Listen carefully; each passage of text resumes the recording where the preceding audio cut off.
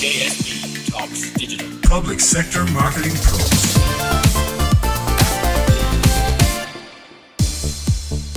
Hello and welcome to JSB Talks Digital. I'm Joanne Sweeney-Burke and this podcast is brought to you by Public Sector Marketing Pros. This podcast series is for those of you working in government, a public sector body, a publicly funded programme or a semi-state organisation. You're most likely working in a marketing, PR, digital, social media or a senior leadership role and are passionate about digital communications. Coming up in the third episode of the Public Sector Marketing Pros series, how to manage a digital age PR crisis that starts or escalates on social media. I interview Alex Aiken, Executive Director of Communications with the UK Government. In JSB's live coaching column, I map out a blueprint to manage a PR crisis online. The Diploma Deep Dive provides insights into what I'm teaching public sector marketing pros about digital age crisis management. And the digital product from the show is my Crisis Probability Matrix. You can download it for free at publicsectormarketingpros.com/PR crisis. JSB Talks Digital. The Public Sector Marketing Pros Challenge. In episode 3, I'm laying down the PR crisis management challenge and helping you to understand how to manage one in the digital age. So, keep on listening if you want help in preparing for a media storm on social media. Use this episode to give you a new perspective on social media and PR crisis management.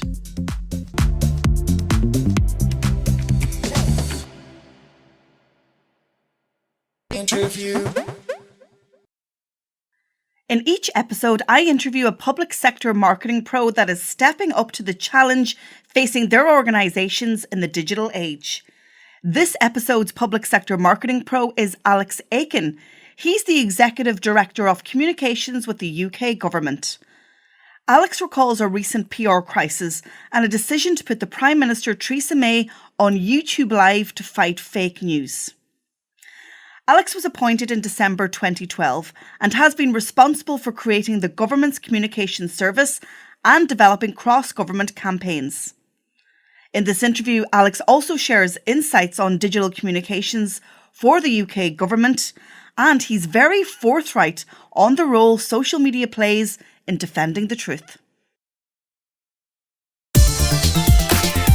JSB Talks Digital. Alex, thank you so much for joining me on JSB Talks Digital. Pleasure to be here, Joanna. So I came across your work on Twitter, not by accident. Yeah. You had a very high trending hashtag around the launch of UK government communications plan.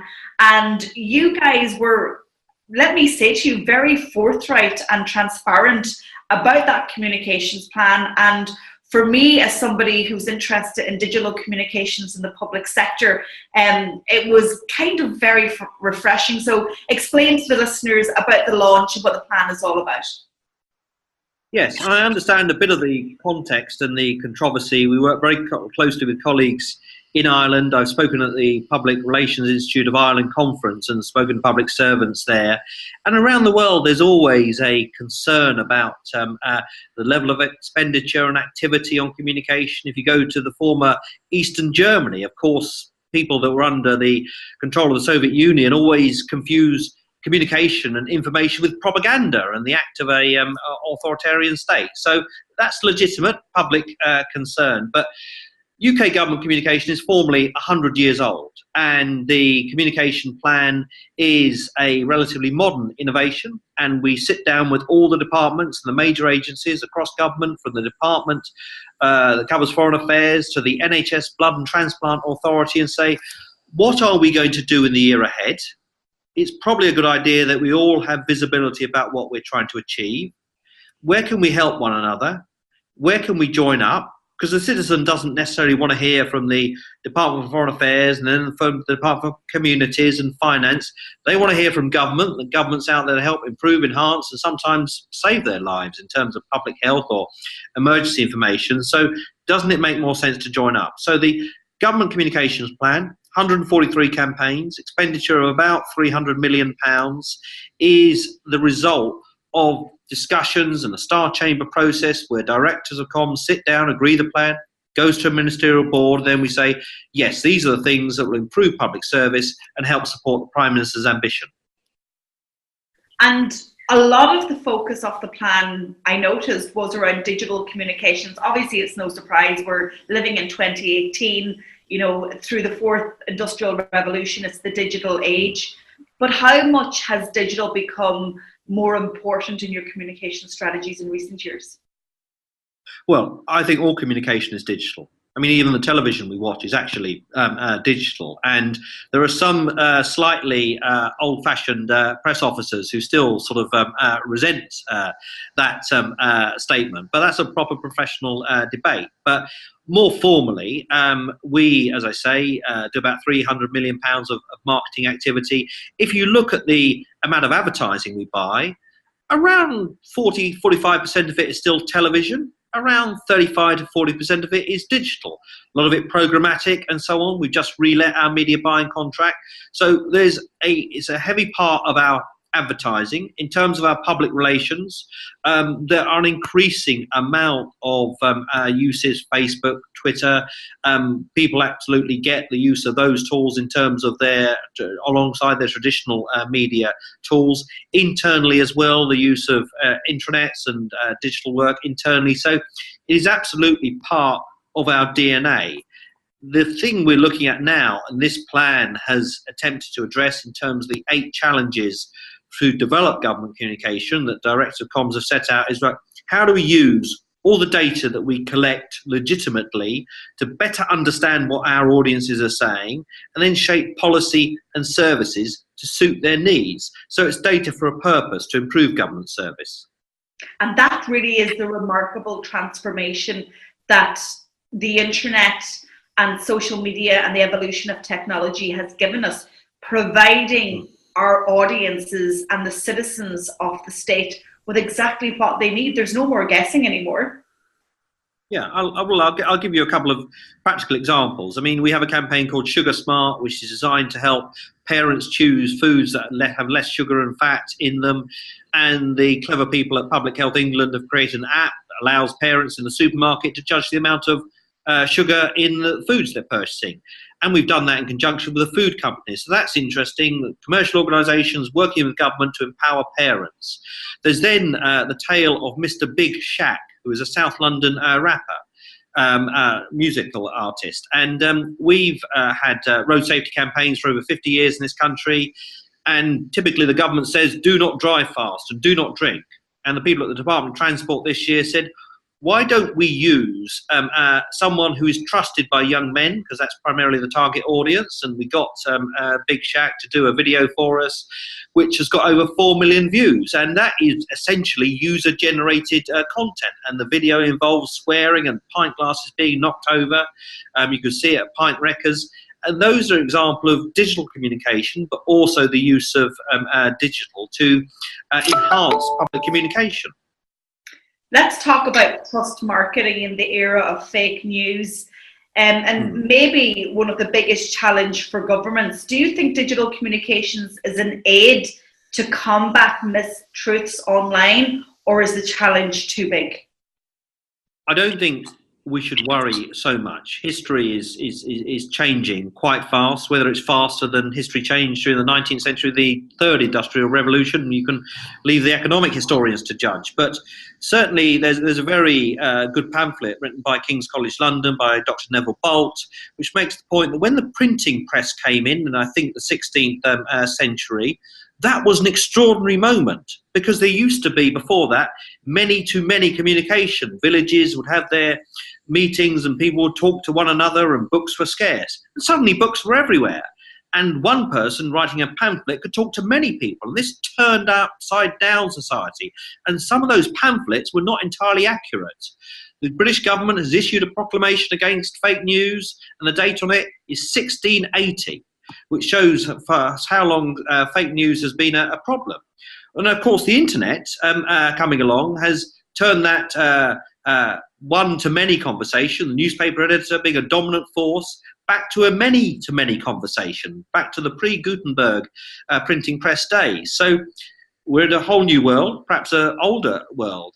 Clearly, disinformation is a real threat, and the Russian state seeks to harm our democracies, particularly, most notably, in the United States and the United Kingdom. But also, they've attempted the same thing in the Baltic states and France and many other countries, by trying to make people believe that nothing is true and everything is possible. So the ability of governments to tell a credible, coherent story that plays the values that you and I and our listeners, your listeners, would share about fairness and democracy and tolerance. You don't combat fake news and disinformation by running after the purveyors of fake news. You've got to tell a really confident story about the development of your society. And that's what we're trying to do in the UK. Let's talk about having one-to-many and one-to-one conversations with citizens. The 4 key pillars laid out in your communications plan cover a stronger, fairer economy, a more caring society, a truly global Britain and Northern Ireland, and a strong new relationship with Europe. Do you think your team managing digital communications and social media are equipped to have those, sometimes divisive conversations with your citizens? It is a huge learning journey, and I have great pride and respect in our digital communication teams, but they and I know that we've got a lot more that we've got to learn. So we have 2 programs: our Engage improvement program, which is creating a digital map of the United Kingdom, and a real-time digital dashboards, and a research library of all the work we're doing to provide the tools to analyse what's going on in the digital democratic world we inhabit. We then have our accelerator program, which is picking all the areas of communications practice, external affairs, marketing, media, internal communications, and is focusing on training a cadre of people, typically 8 in each area, in the most advanced techniques of how to deploy digital communication effectively. Once those 8 are trained in each of those areas, they'll go and train other groups and so on. So we know quite a lot. I was pleasantly surprised when the necessary bombing of Syria happened that we pre-recorded a film of the Prime Minister explaining the reasons for the bombing. It got 300,000 views overnight, explaining why the UK had taken that action with allies over the Friday, Saturday night. And it got 4 million views over the weekend, at a time when interaction with RT and the propaganda outlets from the Russian state were getting sort of 20 to 30,000 interactions. So that is a story, I hope, an illustration of how credible, authentic public information can overcome a diet of fake news. And, the role of social media and crisis communications, unfortunately, we're seeing an increase perhaps in terrorist attacks, in threatened terrorist attacks. And unfortunately, you've had your own fair share in the UK as well. Yeah. How central has social media played in those situations? It is absolutely critical, and it's critical to get it right. And I can think of some well-known and influential figures, a pop star in particular, who, when there was a suspected terrorist attack on Oxford Street in London, urged people to leave one of the big department stores. And that created a degree of panic, and that was unwise. But people will always do that because they're worried. The trick is to persuade the emergency planners and the police and the security people to properly utilise social media to reassure, to inform, and to guide when necessary. And the Metropolitan Police Service, particularly, we work with, and the Counter-Terrorism Command, are very good at that. And the Make Nothing Happen campaign, which is a UK counter-terrorism campaign to get people to report things they think are suspicious, has helped the police apprehend people commissioning crimes and has probably stopped an atrocity happening on the UK mainland. So that is the power of using social media, not precisely in a crisis situation, but actually to avert a crisis. What's been your biggest learning to date in driving digital transformation within the UK government? Change is tricky and it causes pains, but what's been the big takeaway for you? So I was in Belfast earlier this week, and I was talking to the Government Comm Service Academy. We were hosting it in Belfast, and people ask absolutely legitimate questions. How can I be a better leader? How can I run a better campaign or do more effective evaluation? And I always have to check myself, because I've done everything from being a junior press officer up to director of government comms. And you have to explain to people how they can just take one step that leads to another step. I was shown at a department the other day how to create a GIF on social media, something I've never done. And so I learned that. Now I feel I can do that. And so learning how to do things and being really determined to do the professional development well is probably the biggest single challenge. Give people the confidence to go onwards and upwards.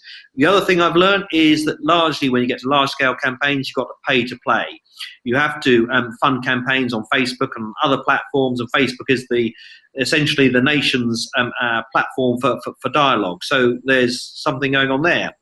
Third, the style of the content, the visual effect of the content. I always remember during the Scotland referendum campaign, we were producing perfectly good public information content, but then we recognised that different types of illustrations, sometimes using a Highland cow or some other well-known figure, would generate greater interaction with our posts. So we're all learning all the time, I think.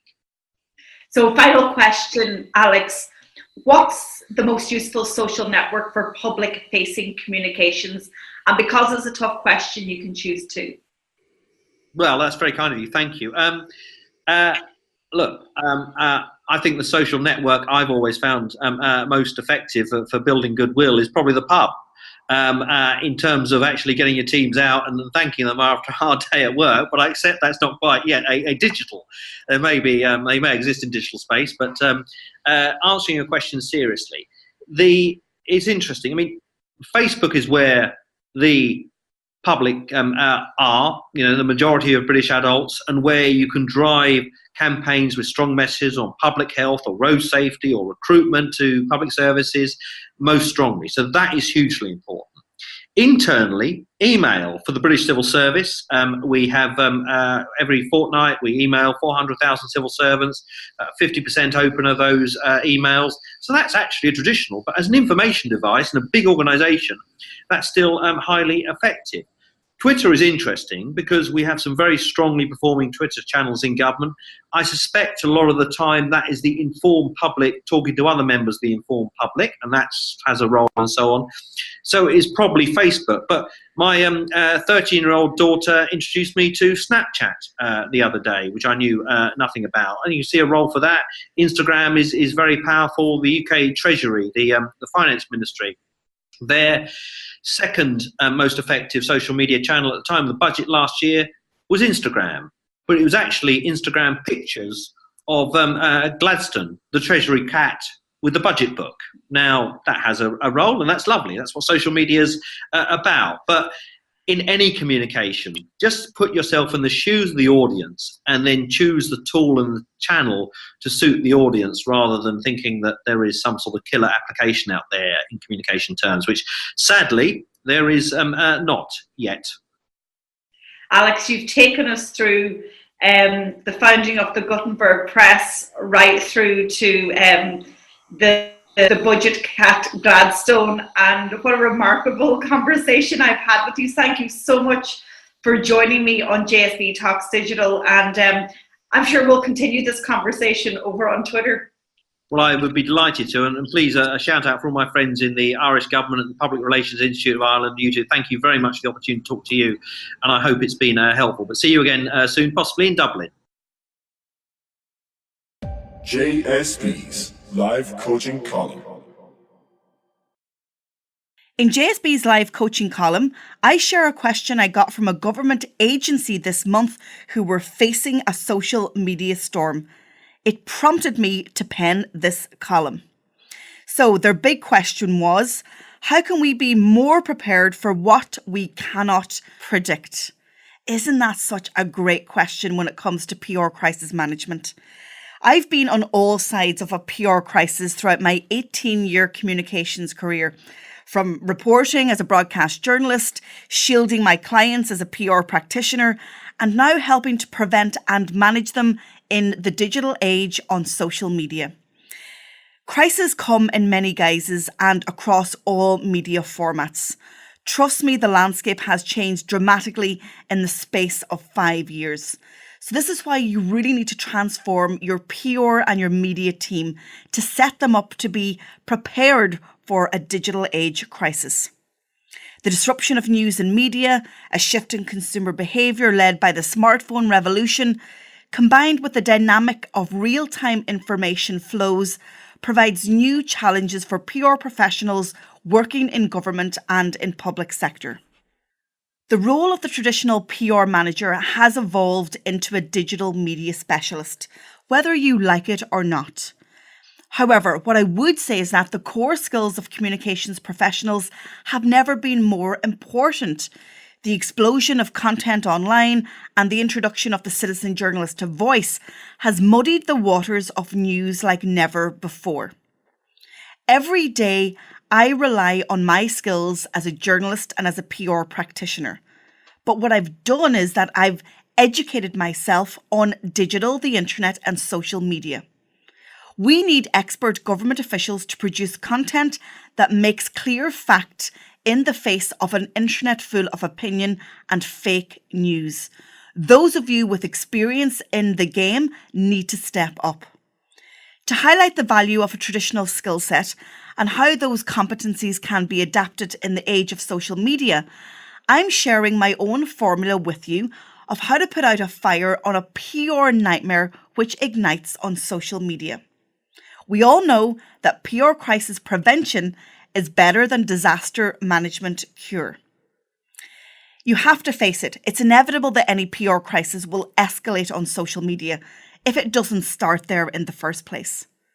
It doesn't matter whether you believe the opinions of keyboard warriors, whether they're worthy or not. The bottom line is trust is the currency of public interest messaging. That is what you're battling to retain. News desks are watching social media and taking the public temperature of topics on Facebook and Twitter. You also need to be doing that. This is influencing editorial decisions, and so you should care about what's being said about you or your people on social media. Social media, community and digital marketing managers don't always come with a PR or journalistic background. So it's important your management team come together to discuss the potential for any PR crisis on your social networks. Being prepared will help mitigate the damage to brand trust, and it should be prioritised as much as any other function in your organisation.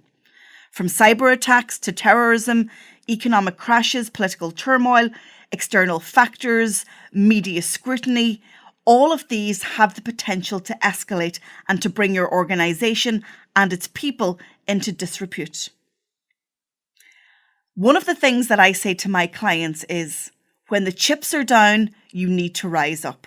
And to help you prepare, I have developed a blueprint called the Power Online Crisis Response: Preparation, Action and Reaction. These are the practical steps that you need to take to prevent a crisis or when dealing with one in real time. So, here's some of the steps that you should be taking. If you're not already, you should be engaged in social listening. What are the topics or the keywords associated with your organisation that are potentially controversial? You can actually stamp out a PR crisis immediately by engaging in social listening and by stepping into an online conversation before fake news spreads or before any mistruths escalate online. If you're in the middle of a crisis and one is erupting, then make sure you create your own crisis hashtag. You don't necessarily need to use or follow the one that has been created by external factors.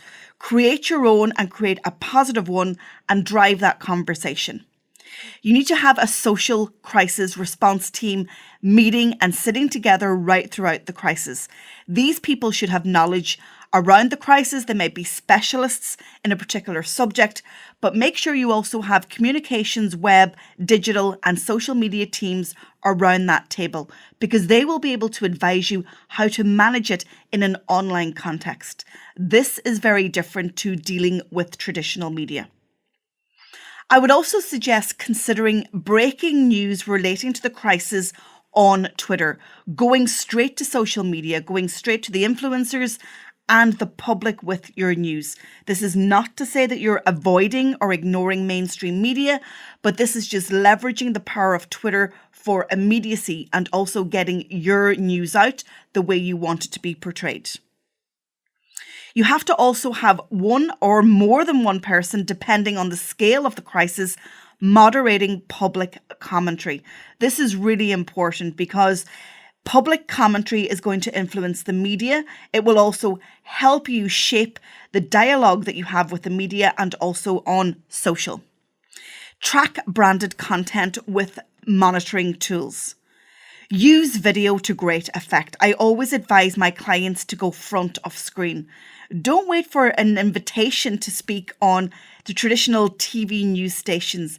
Get front of screen on Facebook and Twitter through your mobile phone. You don't even need to hire a film crew. You also have to look at social and identify who are those crisis influencers. Who are those people? They may be on your side, they may not be on your side, but who are those people who are holding share of social voice?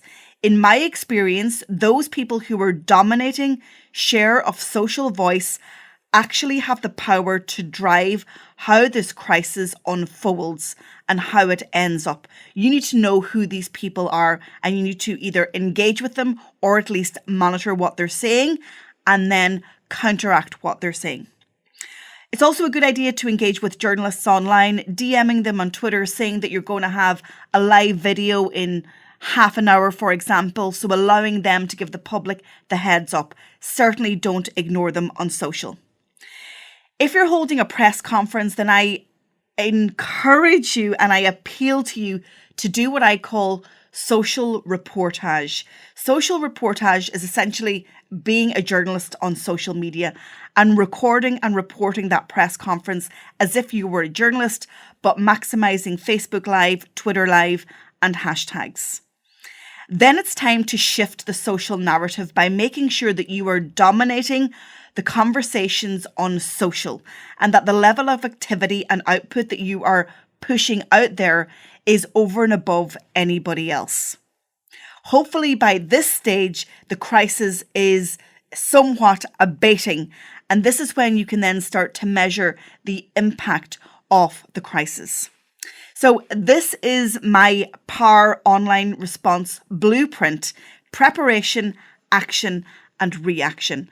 It's really important that you are prepared, but also that you can stand up confidently and competently online to deal with a crisis that you may face. If you have a particular marketing or digital communications challenge right now, get in touch and I'll create a whole podcast around the topic. You know JSB loves a good challenge. You don't have to come on the show or give me specific internal details. Simply outline what the challenge is and what are your objectives to achieve success. Then leave the rest to me. Send me your challenge to info@publicsectormarketingpros.com, or you can send me a tweet to @tweetsbyJSB. Diploma Deep Dive. In this part of the show, I take you behind the scenes of the Diploma in Digital Communications for Public Sector. Today's Diploma Deep Dive focuses on Module 3, Managing a Government Crisis on Social Media, how to take control of that nightmare that begins or escalates on social. The aim of this module is to help you develop a robust crisis communications plan that is fit for purpose in the digital age. So I would ask you to ask yourself, is our current crisis communication plan fit for social? How much emphasis do we put on our digital platforms? The module sees learners take on your organisation's crisis communication strategy by developing a roadmap suited to social media. They also get to use my blueprint that I just outlined and then build your action plan on top of it. The learning outcomes include crisis management in the digital age, my crisis probability matrix, my own formula for predicting crises that may happen in an organisation, putting together the online crisis management team. Then it's stepping into the Power Online Crisis Response, how to leverage your digital real estate in a crisis, walking you through the 15-step crisis response plan, and then finally, how to report on the success or otherwise of your crisis action plan. There's lots of learning resources. At the beginning, we set the expectations with a welcome video of about 7 minutes. You also have access to the Public Sector Marketing Pros Forum. This is where all our learners get together, share knowledge, experience, and challenges. There's a 60-minute tutorial video that has a PowerPoint presentation, and I also give a transcript of the tutorial and also the audio file. I know that I like to consume content in multiple different ways, and so I always make sure that I provide that to my learners. There's also lots of templates that you can use to bring back into your organisation, and I also provide a case study video and an essay. This module is available to take as part of the 12-month online diploma, but you can also take it in its own right, and it costs €295. I should also point out that this module is accredited and you get recognition of your learning through our CPD accreditation. If you want to learn more, go to publicsectormarketingpros.com/diploma. Digital takeaway. The digital product from this show is my crisis probability matrix. You can download it for free at publicsectormarketingpros.com/PR crisis. You can use this blueprint to establish examples of types of crises that may impact your department or organisation. Each crisis should be categorised by type, either as internal or external, in order to help you craft your action plan. Decide what expertise you will need for each particular crisis, and remember that this may include outside expertise. Detail the fallout and potential impact of each possible crisis on your organisation, before finally defining who the crisis is going to impact most by listing the audiences in the firing line. I'm also offering loyal podcast listeners a 10% discount to the Diploma in Digital Communications for Public Sector. So if you go over to publicsectormarketingpros.com/diploma, you can use the promo code PublicSectorPro101 on registration. JSB Talks Digital. Thank you so much for tuning into episode number 3 of JSB Talks Digital for Public Sector Marketing Pros. If you think you have a case study to share from your organisation, then get in touch. Simply drop me an email to info@publicsectormarketingpros.com. If you want to continue the discussion with your peers, then join our Facebook group. You will find it at facebook.com/groups/Public Sector Marketing Pros. You'll be asked to answer a few questions to make sure you're right for the closed group. Why not get your weekly JSB Talks Digital premium content into your inbox? Each month, I provide you with free public sector marketing content, comprising an epic blog post, a podcast, a video, and an ebook. Don't forget, you can also subscribe to my weekly podcast, JSB Talks Digital, on iTunes, Spotify, or Google Podcasts. Never miss what you need to know from one expert and one reliable source. So sign up to my e-sign at publicsectormarketingpros.com/subscribe. And you can get social with us too. You can follow me on Twitter at tweetsbyJSB, follow Public Sector Marketing Pros on Twitter at Public Sector Pro, connect with me on LinkedIn, or you can like our Public Sector Marketing Pros Facebook page. I'm Joanne Sweeney Burke. Thanks for listening, and I'll talk to you soon. JSB Talks Digital. Public Sector Marketing Pros.